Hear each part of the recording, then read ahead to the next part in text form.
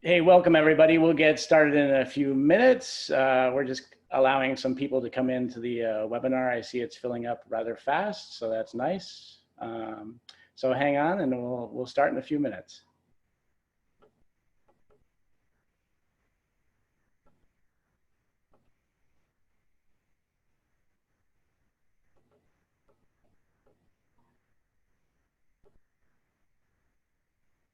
Okay, welcome everybody to Stacey's third webinar with us this month. As you know, remote learning has been an important subject over the last couple of months, actually, with the event of the coronavirus and everything that's been going on around the world.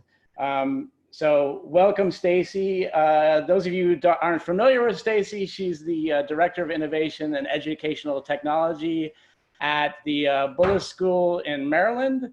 And she's an expert in the field of the flipped classroom. She's a math teacher as well. And she's just an amazing person. And take it away, Stacey. You're on. Thank you for that intro. I'm excited today to be able to answer some questions, and this will really be a Q&A style. What do you want to see? And I will do my best to share my experiences. Just a quick little background. I have been flipping my classroom since 2010, and that's where my interest with the pen technology first came in. I'm a math teacher, and so I wanted to be able to make these nice screencasts for my students, and I really needed that ability to write and talk at the same time. And I am a Mac user, so when I learned about the Wacom tablet, that really changed the game for me personally as an educator, because I could be writing and talking, and it would just felt very natural and real and easy for me. And something that I have experienced as a teacher is the easier it is for me to create, the more that I do it. So I feel like I've gotten into a good workflow, and I'm excited to share that experience with you all. And then also just being able to get this to the next level, get some of this technology into the hands of my students, was where I kind of took things to the next level. But things as simple as being able to easily digitally mark up a document for students to give them feedback on their work. Such an important thing right now in our remote learning settings. How are kids getting feedback from us so they can learn from their mistakes? And then also just how we communicate with them through personalized videos or through kind of flipped classroom style videos that have been very, very effective for many teachers, throughout the years, but particularly now. I've been hearing from a lot of teachers who have said, just trying this flipped classroom thing because I need to do it with my remote learning settings so that I can kind of spend our Zoom or our synchronous discussions more interactively and allow kids to ask questions. So to offload some of that video ahead of time. It's exciting to see people exploring it a little bit more based on a need. So anyway, I want to jump into any questions that you have from how to create a screencast, how to, like my workflow. What would you like to know? Giving feedback to students. I personally use an app called Cami. Would you like to talk more about that? Whatever questions you have, please leave them in your chat, and that will drive what I do first. Yeah, and Stacey, we can all, everybody that's on the webinar today, just go to the Q&A and log in your questions there, because any questions that aren't answered today, they are saved, and we can have Stacey answer them, or we can answer them at a later date. So put them in the Q&A, and that way they're saved as well. Yeah. And I will go ahead and I'm going to jump over to a screen share so that I can answer some of the questions and kind of show what I personally do. I see Jamie asks a question about using a Mac and Notability, and I do the same thing. So this will be great, and this will be a little bit conversational, so please go ahead and continue to add things into that Q&A. Let me do the screen share as I said I was just going to do. So here would be kind of my daily lessons normally. And Jamie, you're completely correct that the Mac app is much more limited than the iPad app, and I don't have any great answers for you there at all. I mean, I chose the color palette that, you know, like I have these, and then you can add some more custom colors in there, which I don't use a ton of. I pretty much use the ones that are in here. And I like that magenta and the teal, and I go between those two a lot. And then I highlight sometimes also, but that's exactly my workflow. Is I pull usually my PowerPoint into here or a PDF document that I want to ink up. So like we were doing this AP problem the other day, and I just pull it in as I'm reading. So something that I tend to do is I'm reading the problem with the students while we're doing it, or if I'm creating a video, I really try and like read it with them. I try and actually use my cursor. That's something that kids have told me is really helpful, is to like point as you go, and then kind of things that are important, make sure that you actually highlight it, and it helps them learn how to highlight the important pieces of information, and, you know, kind of similar to annotating work, to focus your eyes on what is important there. So that's my workflow. I don't know that I gave you many more options there, Jamie, but if you have any more questions, let me know. And then Brian asked, what is Cami? So I'm going to take you guys over there. And I'm also interested if anybody else has any ways that they personally give feedback to their students. I'd love to hear what you guys are using. I use something called Cami because we are a Google school, and my students are all turning in their work usually through Google Drive. And so this is a way to annotate on any Google Doc, on any PDF. Normally my students take pictures of their work and then they upload it. And then what I'm able to do is just open it, whether it's a PDF or if it's a JPEG, any file. And I'm using the free, I usually use a free version. Right now they have offered premium for everybody because of, you know, school closures, but there's always a drawing tool, and that's always for free. And that's usually what all I use. So when I'm in here, opened it from my Google Drive, which students had submitted, then I can use all the pen tools on here to give feedback, and I can just write. So adding a note here. And it's a really great writing experience. So that's one of the reasons that I've chosen this one. You know, if you've used some other annotation things, even if you're writing with something as pleasant a writing experience as a Wacom tablet, it gets very clunky, your writing gets very jaggedy. Then when I'm done, I can just go, I can save this file and I can share it with the student, and I can share it as a PDF, or I can share it, anybody with the link can annotate. And so my student, if they have a tablet, they could actually write back on it, ask me any questions in here.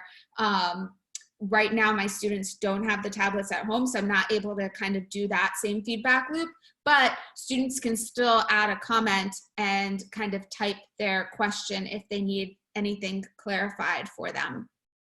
So that is great. Is that a good overview of what Cami is? Would you like me to show anything else?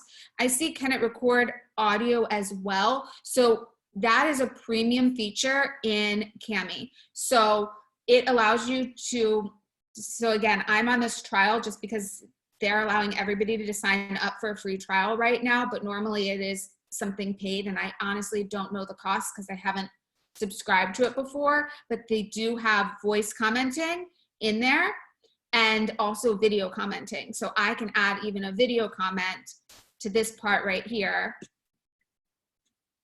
and I can just record to my students and then press a done key and it will add that little video in there. So that can be a really nice personalized touch, especially since we're remote right now. And again, here is just the voice comment right in there. Okay, oh, I see Jamie asked, how did I get those colors in my Notability? I'm going to go back to the Notability question and then see if there's anything else on Cami. But personally, how did I get that? I don't know if it's just an updated app, because I know they added in more colors just in the past year. They added it in. So I wonder if you're on the most recent version of this app. But when I basically go to this format bar right here on the side, then I have all the colors there. So I guess I would have to dig more if there is a preference option. I'm not sure why you're not seeing all of the colors. Yeah, I don't think there's that many things in there, but I would suggest looking if you're on the newest update, and mine is version 4.2.5. So hopefully that helps. And then Dave has a nice question about how long did it take you to get comfortable with your Wacom tablet? Yeah, so, okay, I personally have the Wacom One, which is a display tablet. So I can see what I'm writing on my screen. So it's a second display, and it's much nicer and much easier for me than the ones that are just like the opaque style slate, like the Intuos tablet. I was using the Intuos tablet to begin, and I actually use it a lot of times in the classroom because it's so portable and lightweight. And you know, now they have the one that's actually Bluetooth enabled, so you can carry it around without having to attach a wire. Now in my classroom, my students all have one, and the first month of class is a challenge.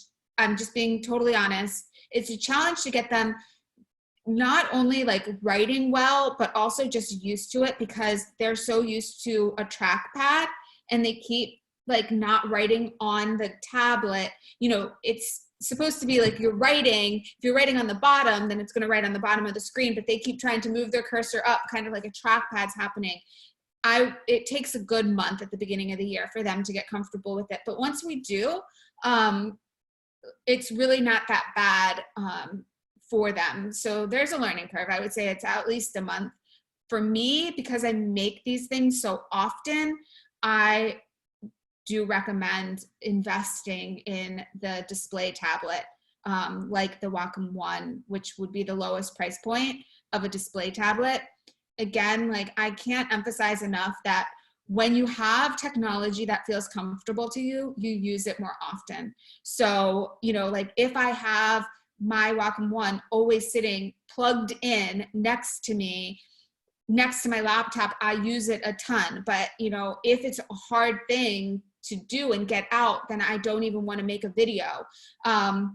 Right now, just because I have this workflow set up and it's so easy for me, you know, a kid the other day was asking me a question and I could have just typed a response and it would have been fine. It would have been just fine. But it was more pleasant for me to send that student back a 1-minute video showing them how to actually solve the problem they were asking. And that student was then able to help themselves better, because a video is much easier to follow than me typing some equations that are hard. So like personally, I've just been using Flipgrid a lot because it's a super easy app.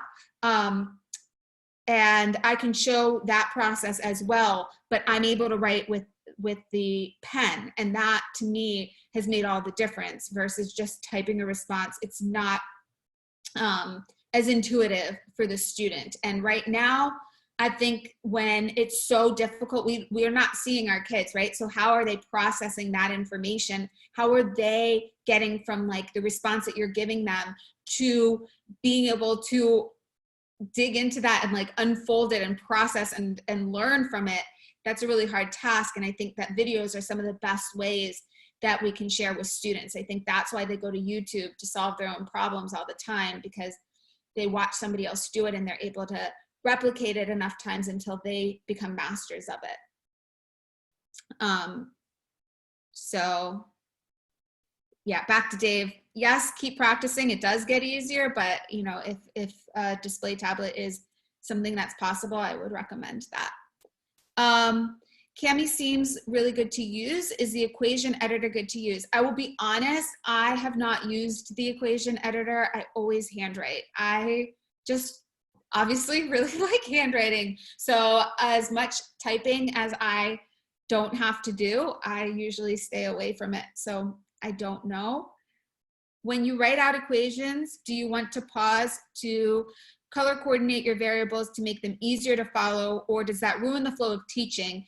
Is it different for live versus prepared videos? That is a really, really good question, and one that I've thought about a lot, and I've changed my style over the years too. I think that something that I try and be mindful of is like, I want it to be as professional in a way, in terms of like, I want students to watch it in a video versus being in a live classroom. There's going to be more pauses, and in a video, I feel like there should be less pauses. That being said, I still think it's important that students have time to write. So I've experimented with a lot of time for students to write, and then I made a series of videos where I cut all of that wait time and just told students to pause as they wrote. And the feedback from students was, it was too fast. Like, I need you to give me an in-between. And so that's what I've done now, is I do edit out certain things. So for example, as I'm changing colors, when I make my video, I make my videos right here. I use Notability. So I might have a slide that looks kind of like this. And what I do is I personally use Camtasia to record and edit my videos. And that is something that you have to pay for. But again, because I want to be able to edit my videos, I find it really important to invest in something that is not free and gives me more robust editing features. When I record, I choose, it gives you the ability to choose the selection that you want to be recording. So the first thing I do is I choose just this region that I want the recording. So all the things that are happening on the side, like when I'm changing my pen color, that's not going to be picked up. None of that stuff is going to show in my actual video, so my students can just concentrate on what I'm doing here. As I go to change my colors, like if that takes time, I do edit it after the fact, and I cut some of those pieces where I was just changing the color of my pen. But if it is like me writing an equation that I want students to be writing as I'm writing, I take the full time for that. If I then write like a little paragraph of like a reminder, tips, whatever that I want students to kind of keep in their head, but not necessarily need to write on their piece of paper, just like a little summary screen at the end, and I'm just like writing maybe 3 sentences or something, I speed that part up because students aren't necessarily writing that on their piece of paper. So my mindset is I want to create it in a way that students can follow along with me and do it with me so that they can be writing while I'm talking.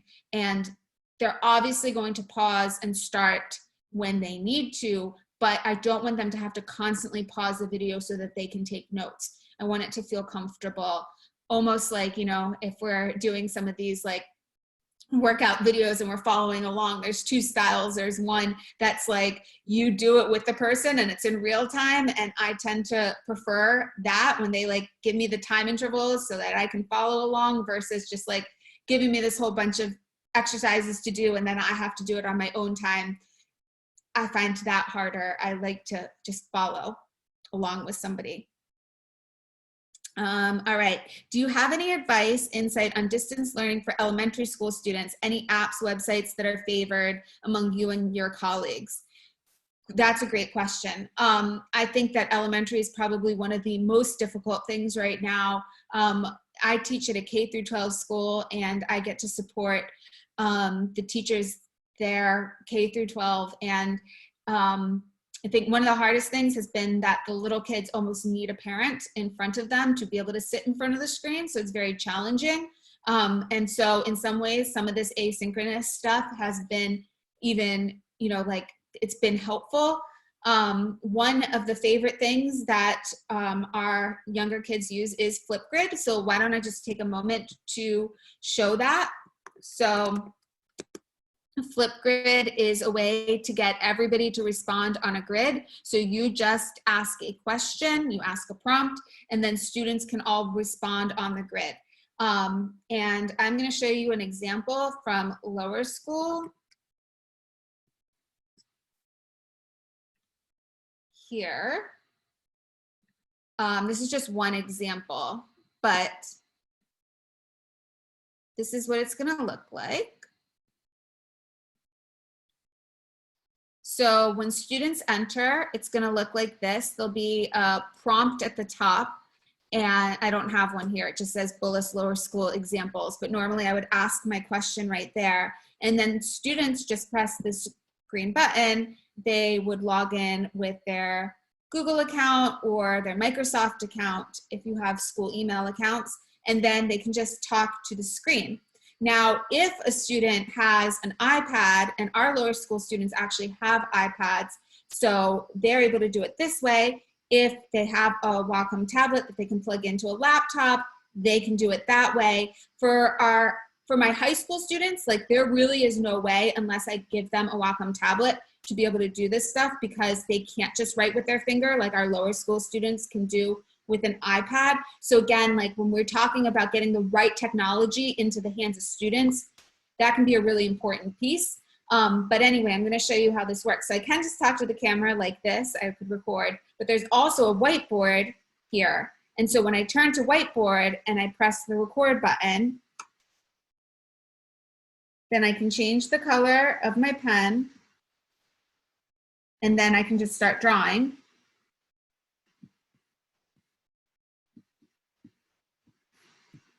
Like this. And then when I'm done, I can pause if I need to pause. I can add in a picture clip if I need to add in a picture clip. I can go to next. Then I can change the color of my pen. And then I can just start drawing. And all of that would come as a video. And then if I went to the next screen, I'm not going to post this because it's a mess, but I would post that, and then it would also show up on this grid. And then all students can see what their classmates have contributed. I, as a teacher, can see everything. I can even give feedback to students right within here. But let me show you some examples from the lower school. Oh, this is not the math example. I'll get to that next, but here's just an example of them talking. Tulane is very selfish. He's like, I'm so better than you. And he thinks like highly of himself. He thinks he's like way better than everyone. He's like, I'm not gonna pay attention to you. You have such dirty hands. So this was just them expressing their feelings of different characters in a book that they were reading. So we use this all the time for students to be able to interact with one another, for them to be able to still see each other and talk to one another, and for them to be able to talk things out with their teachers when they aren't all on at once. I think that it can be very difficult right now for all students to feel comfortable contributing to a conversation when literally we are kicking one another off when we're trying to talk at the same time over a video chat. I think we've all experienced that. We try and talk at the same time as somebody else, and it's like now we either can't hear anybody, or somebody else their mic is louder than ours is, and our voice is completely almost muted.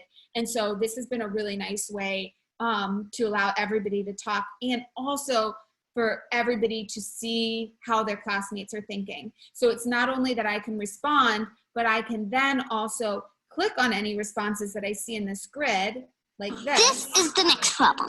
I hope you like it. Okay, next problem is 18 plus 19. This is what I did. I added the two 10s together, which equaled 20. Then I took 1 from the 8 to the 9, which made the 9 into a 10, and then made the 8. So we're trying to do a lot of this, even from our youngest kids right now, helping them really verbalize their math thinking process. And so this is one way that we've accomplished that through Flipgrid. So it can be as simple as them writing on a piece of paper. Again, if they have some type of a tablet to write on, then they can just do what I showed you before. And then what's more is that students can then watch their classmates' video and then press this reply button and create their own video response back and say, I was thinking about the problem the same as you, or I was thinking about it completely differently, and here is what I was thinking. So it gives them that ability to interact with one another. The question that Brian asks, how long can the videos be? They can be up to 10 minutes. And you can customize that. So it's a maximum of 10 minutes. But if you want, you know, like you need to grade all these things and you cannot have 10 minutes from 30 kids in your class and you really need to limit it to 2 minutes, you can change that setting here. And this is the maximum amount of time that you're giving students to respond to the specific question. As the educator, as you're making videos, you also have that same time constraint. If you are creating a video here. And something that's new, so the whiteboarding is absolutely awesome, but say that you're making your videos and you love using Notability, like I showed you before, there is the ability to create a quick screen recording. So you can just screen record right within this Flipgrid and you don't need to like add on or learn some other app. This would not give you the editing ability that I was talking about in using Camtasia, but when I want to create a video where I want to just be able to give students a quick reply with a video, they can see my face, they can see me handwriting, they can see all of that. This is what I'm using right now because it's so quick, so easy. Okay. When you write out equations, do you want to pause? Oh, we already got to that question. When using Camtasia, do you upload to YouTube? Okay, I agree. I'm having some problems uploading directly to YouTube just recently. I don't know what's up. I've been using Camtasia for years and I am having that same problem. So what I'm doing right now is I am creating a local file. So you can just create, I don't actually have Camtasia open, but you can create a local file and as an MP4 and then I'm uploading that to YouTube. But absolutely, I post all of my videos on YouTube. And the reason that I do that is for multiple things. Number one, my videos can reach an audience way beyond just my students, which is amazing. And I'm so happy to be able to share my lessons through YouTube. And number two is that for my students, I assign the videos through another platform called Edpuzzle because I can then embed questions and learning checks into my videos. If anybody's interested in more information about Edpuzzle, please put that in the Q&A and I will know to talk about that. So basically right now what I've been doing is share and then do local file that will create an MP4 on my desktop and then I upload that to YouTube, but I always upload to YouTube. Do you have any thoughts about synchronous learning versus asynchronous and what apps are best for each learning situation? I definitely have some feelings on it, which I'll share. And these are just my feelings. I personally feel like, especially right now, the time where it's synchronous is so precious to me. I really just want to be able to have a class discussion with students whenever we're meeting. We're not meeting as often, we don't see each other as often. And when we do, I want to be able to interact with kids. So I really try as much as possible to offload anything that is very one-directional, where I need to teach students something new, to video for them to watch, either ahead of time or asynchronously. So it depends on what your school is like. Right now, my students are still coming to class on a daily basis. So I'm giving them some time within the class period to do an asynchronous activity. And that is like a video of them watching me do stuff. And then when we're doing things as a class, I try as much as possible to make that conversational. So I'm not saying that I'm not solving problems. I am solving problems with them during that synchronous learning time, but I give them pauses to help me out so that we're solving it together. So it's not just me writing.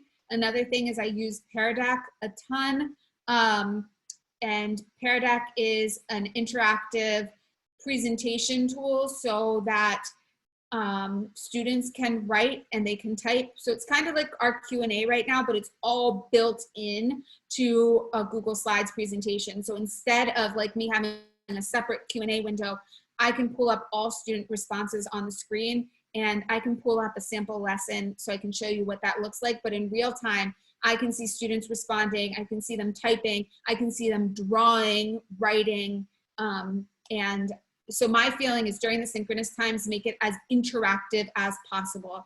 Asynchronous can be more about what I need to get across to students. All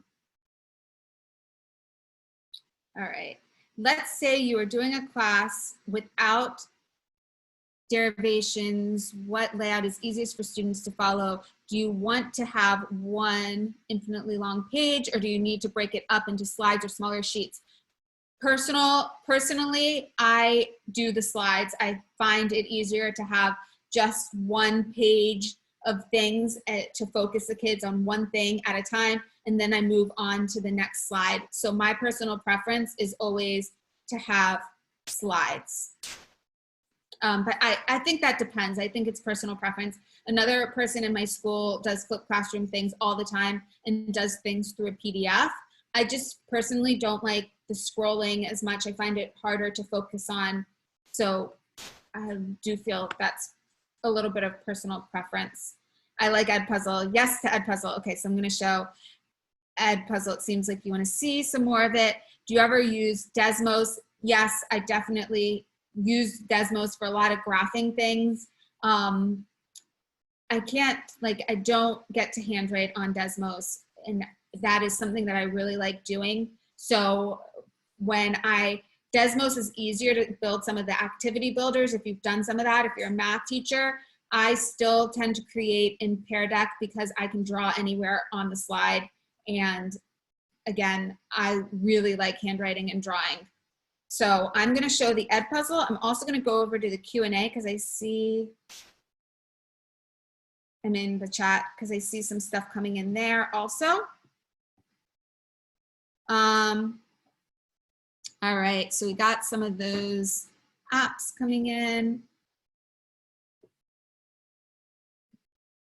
Doug, were there any questions in this chat that I haven't answered yet? And I'm gonna pull up the Edpuzzle in the meantime. Not really. I mean, I haven't peeked at the chat. I've been so enthralled listening to you. So yeah. Even though my math days are long over, yeah. No, but I'll look at chat right now like you are, and we'll see if other people have some questions. All right.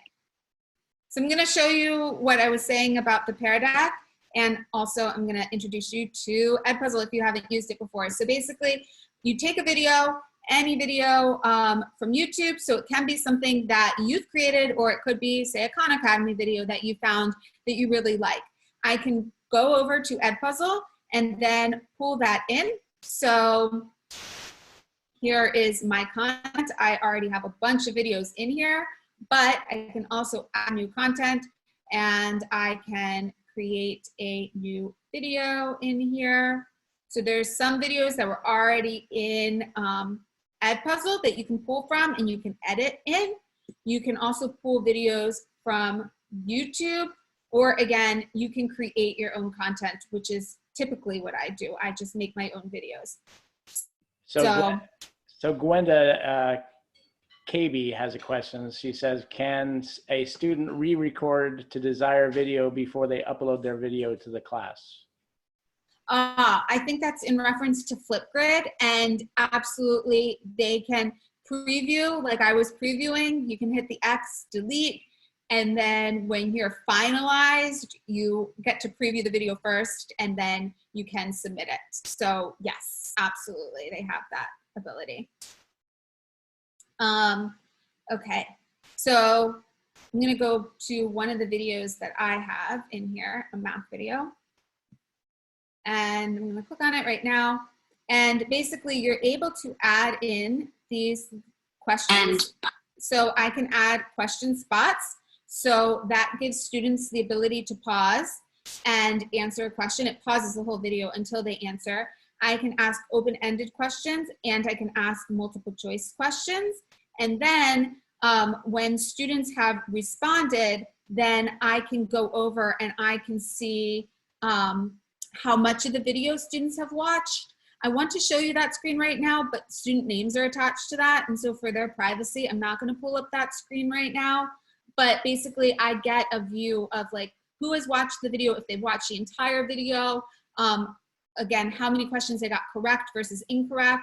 Any of the short answer style videos obviously are not going to any of the short answer questions are obviously not going to auto grade. I can grade it. I can give them a check mark or an X mark right in Edpuzzle, but any of the ones that were multiple choice, students will get instant feedback on. And I find that really, really helpful, not just for me, but also for students, so that they know, am I understanding what I just watched? Because many times they think they understood it, but in actuality, they're not able to answer that next question and they know that they need to review. So anyway, that's kind of, I always distribute all my videos in Edpuzzle so that students can have that information. And also it equips me with all this information before I even step into the classroom the next day, because I know, all right, we all need to go over question 5 from that video. I pull it up on the board and make sure that I go over it before class starts. If everybody got question 1 right, I'm not going over that again. But anything that the whole class needs, we do it on the board at the beginning of class. And maybe, you know, one kid in my class missed all the questions. I know that I need to go sit with that student and give them a little bit of extra time and attention that day. So yeah, that's a game changer for me. Okay, so how do I draw on a slide? Let me show you Pear Deck and then I will show you how I draw on a slide, because it's so like, it's not made for drawing on slides, but I do draw on slides and I'll show you my little hack for it. So basically, I can see in Pear Deck, let me see if this is one where I was just writing or my whole class was writing.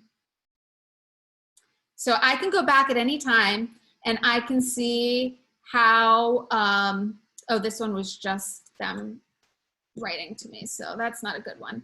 I can see all the sessions that I've done. Pear Deck is an add-on for your Google Slides that allows you to embed questions into any Google Slides. If you're a Microsoft user, you can do it in PowerPoint also. I use Google Slides as that option. And so this one I think was just me writing. But in real time, I can see through this Educator Dashboard, I can see how everybody's writing, I can see how everybody's drawing, and what I can do is I can show the responses. Maybe this was a session, here we go. So I can show all the responses of the class. So here was me writing, and then here was another student writing. And I can pull this up on the board so that I can show not just my answers, but also how everybody is contributing to our conversation and how everybody is answering the questions. I can show and hide responses. In real time though, I can see how students are writing.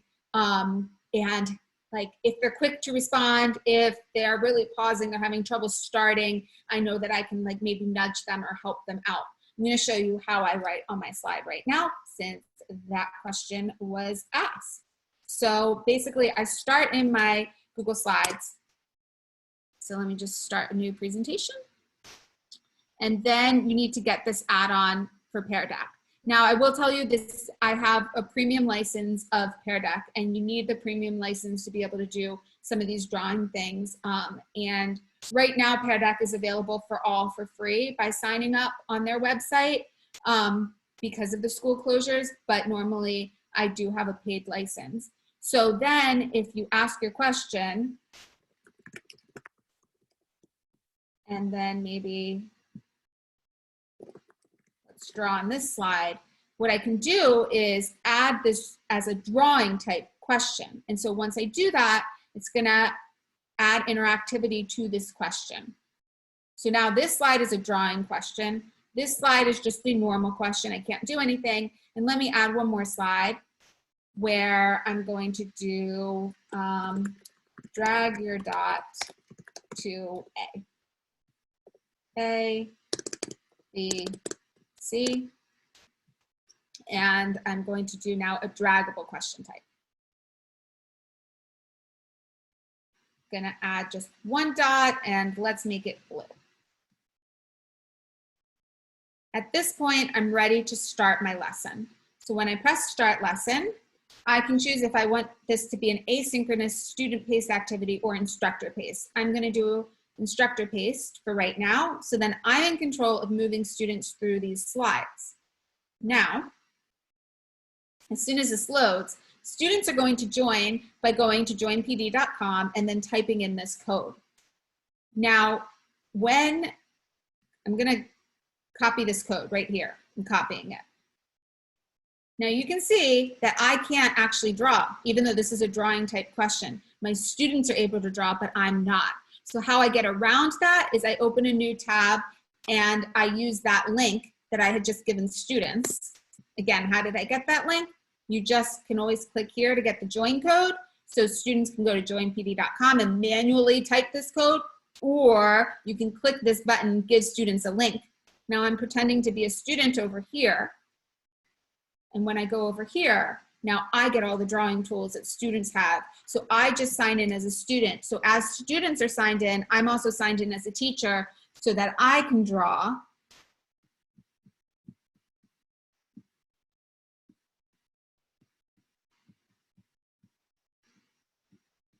And then when I go back to my teacher tab here, I can now show the responses. And I would be able to, let me move this over. I can show the responses, and now I can see that and any other responses that were coming in. I do just want to show you how this updates in real time, because that is one of the amazing things is I can have all my students in the class typing something or handwriting something, and this is how real time it is. You see how that just happens in real time? So there's no submit key that they need to press. There's nothing that they need to do on their end. I can see all that come in real time. And if I have a whole class, I can just have this little grid layout view and I would be able to see all the little thumbnails of students as they're working. And then what I tend to do is then pull the class together again. So I tell students, okay, come back to my screen share in the classroom. Obviously it's on the board in the classroom. And then instead of just projecting my response, I usually have that in case we need to talk about it, but I usually scroll through all the student responses so that I can help them talk about the right answers, the incorrect answers. They can analyze the ones that were correct, the ones that were incorrect, why they were correct. We can make corrections to any of the ones that were incorrect. And it's not just all about me. Again, it's a way to, during these synchronous class sessions, to pull the attention back to students and what they are saying versus just what I have to contribute. All right. So what do you do if a student hasn't watched your video before class? That's a great question. I think a lot of this depends on your class and your relationship with your students. So at the beginning of the year, everybody needs to watch the videos to be able to participate in class. If you haven't watched a video, then some kids will watch it at the beginning of class, but the real issue becomes this, and this is how, again, I have been teaching for a number of years now, AP Calculus with highly motivated students who really trust me, and we build that trust together. What happens is that students aren't able to participate in class very well if they haven't watched a video ahead of time. And the way our class is structured, they want to participate in class, and they don't want to feel lost in class, and they don't want to waste valuable class time watching a video that they could have watched for homework. And so that's worked for my class really well. I have not had very much issue at all with students not watching videos, just because it's kind of the way that our class culture has shaken out. Now, there are certain students every year who can skim through a video quite quickly and get away with knowing as much as they need from it. And My attitude is if the kid is continuing to do their part and continuing to do well, hey, if they don't watch every minute of my video, they didn't need every minute of my video. They got what they needed and they're doing super well, so it doesn't bug me a ton. Now, if the student isn't doing well, then now we have to have a real conversation about it, and I have to help them get into a healthier routine. So whether that means that I need to check in with them after school if they haven't watched the video, you know, we're able to do that. But for me, most of my students are watching it. I don't have any problem. Now, back a number of years ago when I was teaching Algebra 1, homework didn't really work very well for my students at all. It never did. And that was fine. I built classroom time into watching videos. And you might ask, why did I give classroom time for watching a video when I was just there? It was because I could set up kind of a station rotation model where some students were watching the video and they were totally engaged in that activity, and I could work with a very small group of students then, and the rest of my class was engaged in something else, and I didn't need to like monitor them or help them with that activity. They were watching the video, and then I could do kind of smaller group one-on-ones and stuff like that, and that really worked super well for that set of students that I had then. But they were not watching videos for homework. They were watching them in the classroom. And again, it was just a way for me to have more individualized time with students. So I think that, you know, those are just some strategies, and it depends on your class. Do you have any suggestions for improving my on-screen writing with the Intuos? No, I don't really, except to continue to practice it. Oh, a question about Equatio. Is there speech recognition? Yes, there is. So I will show you that. I'm going to pull that up on another, just sign in here.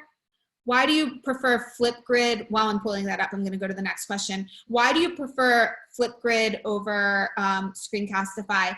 I don't necessarily. Actually, Screencastify is a little bit better of a full experience.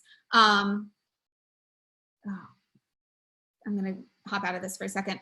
Flipgrid's just easier for me normally because my students are already using Flipgrid all the time. So honestly, that's just about it. If you're comfortable with Screencastify, it's a fantastic option. And plus you get some more editing ability and all that. Is there a way to make Equatio images? Okay, so we have a couple questions about Equatio, so I'm gonna hop over to that now. Let me get back into my screen share.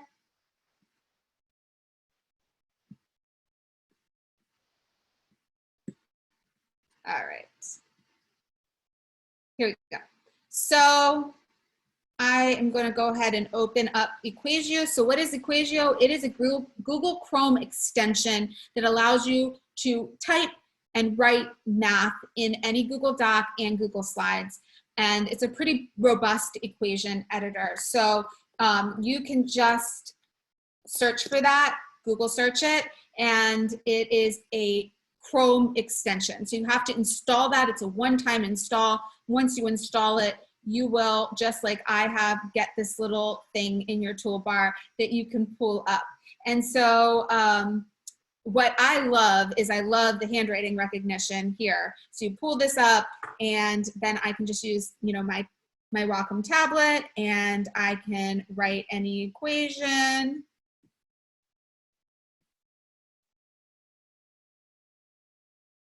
Just like that, and it recognizes my handwriting super well. I can then insert my math. It looks like a picture file, but it's actually not a picture. It is always editable. Just so that I have my Equatio toolbar opened, I can go ahead and always edit that. The question was about speech recognition. So there is that speech recognition. Let me move this over, and I can just talk. X squared plus 5x plus 10 equals 2x over 5x plus 3.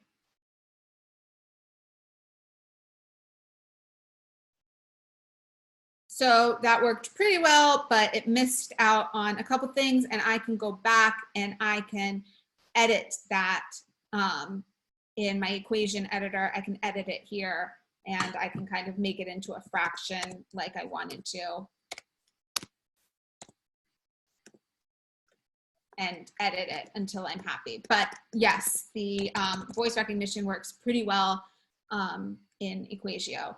Now, the question about how do you make it bigger and smaller? So I'm in Google Slides right now, but it's the same in Google Docs. And I highly recommend going to your options and going into the math options and choosing either extra large or large. The thing is that the larger that this image is, the better resolution it will be. So if it is small or even regular, I find the image quality is really not that good. So I use extra large, and a lot of times that is too large and bigger than I want, but I can resize it down. But there's a huge difference between that and if I choose small, for example, and then I go back to my equation and I insert that, it's gonna be a big difference between those two things. That insert, I'm not sure.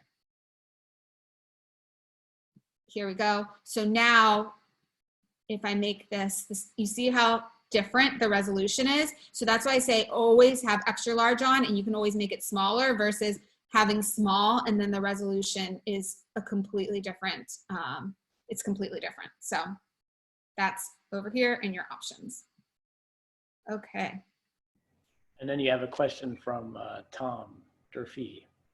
All right. Would you share some of your early mistakes when you adopted your approach? Was there a time where you over-engineered a class, or where the certain kinds of learners that have difficulty following you at first? What have you learned since then? Yes, that is a great question. So, all right. My first year flipping my AP Calculus class was actually really a great experience for me and my students. I didn't think it was going to be such a great experience. I told them, all right, we're going to flip this first lesson. This is the goals. This is why I want to do it.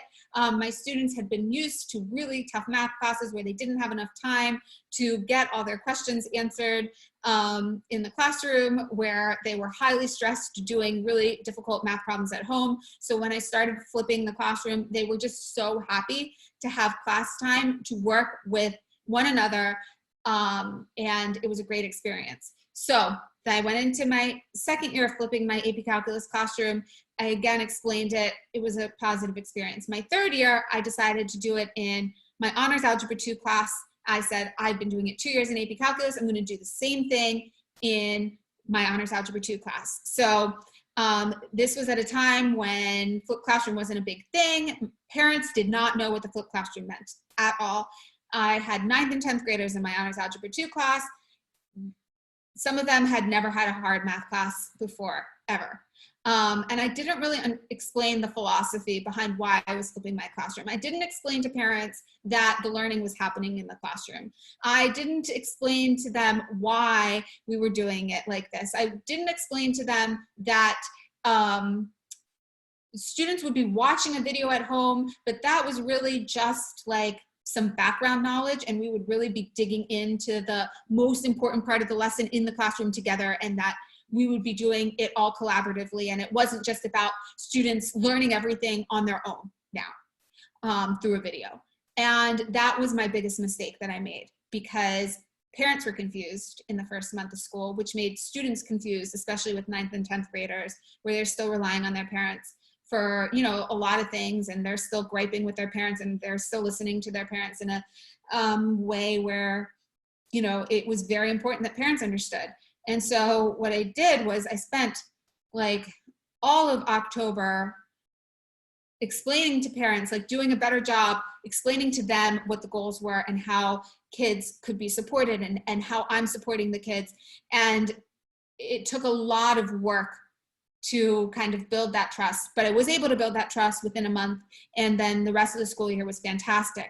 But to avoid that mistake, now I always make a video that I send home with parents at the beginning of the school year explaining, well, now more parents know what a flipped classroom is, but still I want them to understand my why I'm doing it, what the flipped classroom means to me, because that is critical in a parent being able to support their kid and for students to really understand what this interaction looks like and what my expectations of them are. And so I created it as a video, and I have that, so I explain it at back to school night also, but not everybody comes to back to school night, or if they do, it's a really short amount of time. So that's been my biggest thing that I would recommend, is that you explain why you're doing what you're doing at the beginning of the school year. If you're going to do something like a flip model or something that parents weren't as comfortable with, they didn't learn that way, so how do they support their kids now?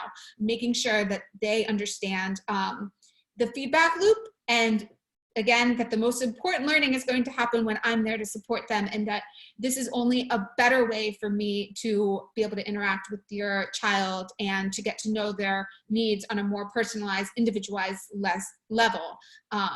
So that to me is like the most important thing that I've learned over the years. And Stacey, before you sign off today, why don't you tell people a little bit about your book, not to plug it, but Tech with Heart is a great book, and some of the listeners might want to read it, right? Thank you.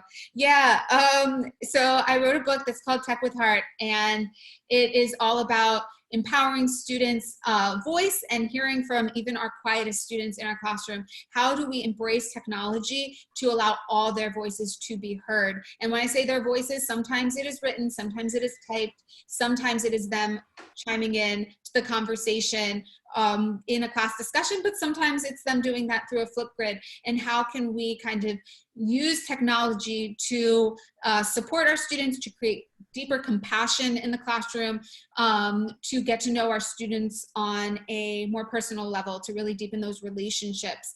And I just share in that book my journey, my experiences, what I have found works. And so I start with the flipped classroom model. I talk about my evolution. When I wrote the book, it was my 7-year evolution. And I really talk about what I did the first year, my second year, my third year. What I've talked about today is like my 10-year evolution of this. And so to expect to do all of it tomorrow is not realistic. What do we choose each year, and how do we feel really confident in doing that and doing that well? And I hope that through reading that book, it can help you kind of prioritize what your next goal might be. So again, I start with my flipped classroom, and then how I've used other tech tools to hear from all my students. And then really it talks about my experience as a purely online teacher, which I know can be very helpful to some people right now. It's not the same teaching an online course, a purely online course, to remote learning, but I hope that reading my experiences as an online teacher and how I interacted with my students can help you, as you do need to teach in a remote learning setting, because it's a big challenge.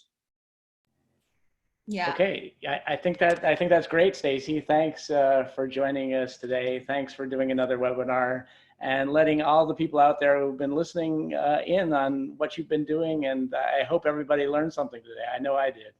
Thank you. And thank you all for your excellent questions. They were wonderful. I could keep going. They were great. Thank you. All right. Thanks, everybody.